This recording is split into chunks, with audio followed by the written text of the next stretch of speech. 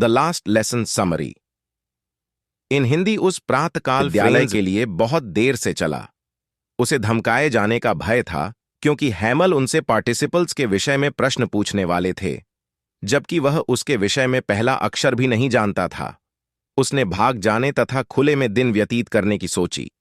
गर्म चमकीला दिन, चहचहाते हुए पक्षी तथा आरा मशीन के खुले खेतों में अभ्यास करते हुए प्रशिया के सैनिक प्रलोभित करने वाले थे, किंतु उसने प्रलोभन को दबाया तथा शीघ्रता से विद्यालय की ओर चला गया। टाउन हॉल के समीप सूचना पट्ट के सामने भीड़ थी। लोहार वैचर ने फ्रेंस को इतनी तीव्रता से न जाने को कहा। उसने बालक को विश्वास दिलाया कि वह अपने विद्यालय में समय से पहले पहुंच जाएगा। प्रायः विद्यालय आरंभ होने के समय काफी कोलाहल होता था, किंतु उस दिन प्रत्येक चीज ऐसे शांत थी जैसे कि रविवार को प्रातःकाल हो। खिड़की से फ्रेंस ने देखा कि उसके सहठी पहले ही अपने अपने स्थान पर थे तथा माई जीरो हैमल अपने बाजू के नीचे लोहे का अपना भयंकर पैमाना, लकीर खींचने की पटरी रखे इधर उधर घूम रहे थे। फ्रेंस ने द्वार खोला तथा भीतर चला गया। शर्म से उसके चेहरे पर लालिमा आ रही थी तथा वह भयभीत था। मिजीरो हैमल ने अत्यंत दया भाव से उसे अपने स्थान पर जाने को कहा। फ्रेंस ने ध्यान से देखा कि उनके अध्यापक ने अपना सुंदर हरा कोट, झालरदार कमीज तथा छोटी काली रेशमी टोपी पहनी हुई थी। इन सब पर कसीदा खड़ा हुआ था। वह इन्हें निरीक्षण अथवा पारितोषिक वितरण के दिन पहनते थे। ग्रामीण लोग चुपचाप प्रायः खाली रहने वाली पीछे की सीटों पर बैठे हुए थे। प्रत्येक व्यक्ति दुखी दिखाई देता था। वृद्ध हौसर तो एक पुरानी प्रवेशिका, वर्णमाला की बच्चों की पुस्तिका भी ले आया था। मिजीरो हैमल ने कहा कि यह अंतिम पाठ था जो वह उन्हें पढ़ाएगा। इसके पश्चात अल्सास तथा लोरेन के विद्यालयों में केवल जर्मन भाषा ही पढ़ाई जाएगी। नया अध्यापक अगले दिन आ जाएगा।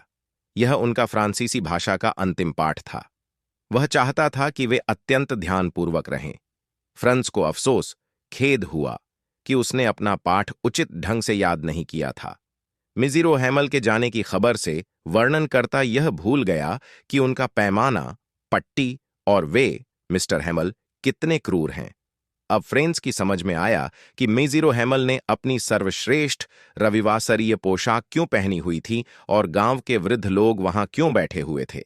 वे अध्यापक की 40 वर्ष की स्वामी भक्तिपूर्ण सेवा के लिए उनका धन्यवाद करने तथा उस देश के प्रति सम्मान प्रकट करने आए थे जो अब उनका नहीं था। मिजीरो हैमल ने फ्रेंस को सस्वर गाने को कहा, किंतु वह वहां चुपचाप खड़ा रहा। अध्यापक ने उसे नहीं धमकाया। उसने स्वीकार किया कि स्वयं वह, अध्यापक तथा फ्रेंस के माता पिता दोषी थे। फिर उसने फ्रांसीसी भाषा के विषय में बातें की कि यह संसार की सबसे सुंदर भाषा, सबसे साफ एवं अत्यधिक तर्कपूर्ण है। उसने हमें कहा कि अपने बीच इसकी रक्षा करें तथा कभी न भूलें। उनकी भाषा उनके कारावास की कुंजी थी। फिर उन्हें व्याकरण तथा लेखन के पाठ मिले।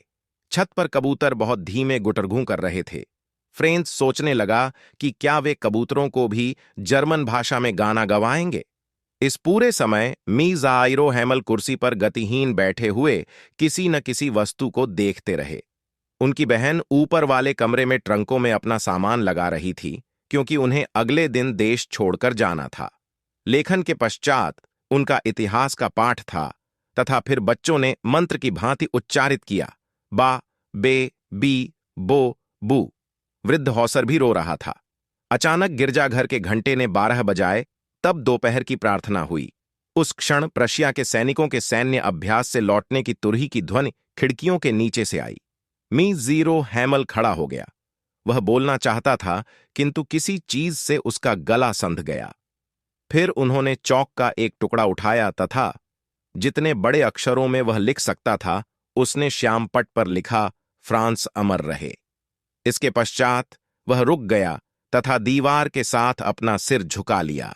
बिना कोई शब्द बोले उसने हाथ से ही यह इंगित करने की मुद्रा बनाई कि विद्यालय की छुट्टी हो गई थी तथा वे जा सकते